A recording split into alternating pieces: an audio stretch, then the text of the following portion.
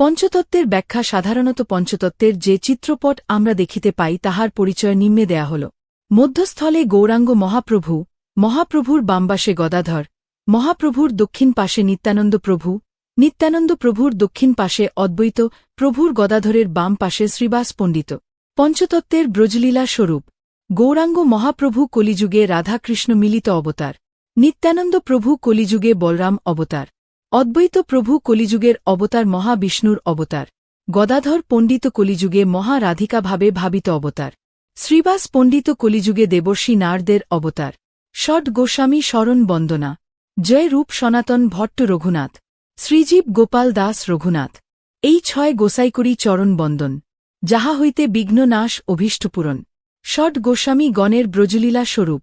ব্রজলীলা যাহারা গোপীভাবে শ্রীকৃষ্ণের সেবা করিয়াছিলেন, তাহারাই আবার কলিযুগে গোস্বামী রূপে মহাপ্রভুর রূপে পার্শ্বদ লীলা করিয়াছেন।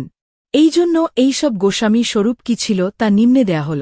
শ্রী রূপ গোস্বামী রূপমঞ্জুরি, সনাতন গোস্বামী লবঙ্গ মঞ্জুরি, রঘুনাথ গোস্বামী রসমঞ্জুরি, শ্রী জীব গোস্বামী বিলাস মঞ্জুরি, শ্রীনিবাস আচার্য প্রভু মহাপ্রভুর দ্বিতীয় কলেবর, নরোত্তম ঠাকুর মহাশয় নিত্যানন্দের দ্বিতীয় কলেবর, শ্যামানন্দ প্রভু অদ্বৈত আচার্য এর দ্বিতীয় কলেবর, রামচন্দ্র কবিরাজ গদাধরের দ্বিতীয় কলেবর।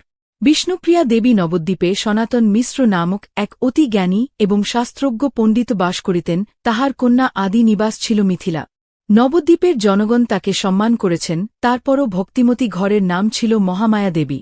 মহামায়া দেবী লক্ষ্মী স্বরূপিণী বিষ্ণুপ্রিয়া দেবীর আবির্ভাবতক্ষণ বিষ্ণুপ্রিয়া দেবীর জন্ম হয়। নানা প্রকার শুভসূচনা পরিলক্ষিত হয়। সূতিকাগার আলো করিয়া এই শিশু মাতৃক্রোড়ে পদার্পণ করিয়াছেন। কন্যার লক্ষণ এবং ভুবনমোহিনী রূপলাবণ্য মহামায়া দেবী সকলকেই আকৃষ্ট করিয়াছেন। কতক্ষণে তাহার স্বামী মিত্র মহাশয় যে বাড়িতে আসবেন, যে তাকে একটু দেখাইতে পারবেন। এমন সময় মিত্র মহাশয় সূতিকাগার সন্নিকটে গিয়া নবজাতকে দেখিয়া ও আনন্দে অভিভূত হইয়া গেলেন এবং ভাবিতে লাগিলেন যে এত রূপ লাবণ্য কি মানুষের সম্ভব। এমন সময়ে আকাশ হইতে কে যেন দৈববাণী করিলেন যে তুমি ইহাকে চিনতে পারছ না। ইনি তোমার আরাধ্য দেবতা শ্রী বিষ্ণুর বিষ্ণুপ্রিয়া দেবী। জগন্নাথ মিশ্রের গৃহে নারায়ণ আবির্ভূত হয়েছেন, আর আজ তোমার গৃহ লক্ষ্মী দেবীর আবির্ভাব হল। এইভাবে ব্রজলীলায় আবির্ভূত হয়েছিলেন কলিযুগে বিষ্ণুপ্রিয়া রূপে এবং তার পিতা সনাতন মিত্র মহাশয় ছিলেন ব্রজলীলা সত্রাজিত রাজা।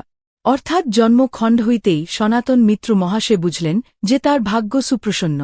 এভাবে বিষ্ণুপ্রিয়া দেবী মাতা পিতার স্নেহাশিসে দিনে দিনে বড় হতে লাগলেন এবং ক্রমশ তার রূপের ছটায় সকলকে মোহিত করলেন। মাতার সাথে প্রত্যহ তিনি গঙ্গাস্নানে যেতেন এবং সেখানে শচী মাতার সাথে তাহার প্রথম সাক্ষাৎ হয়।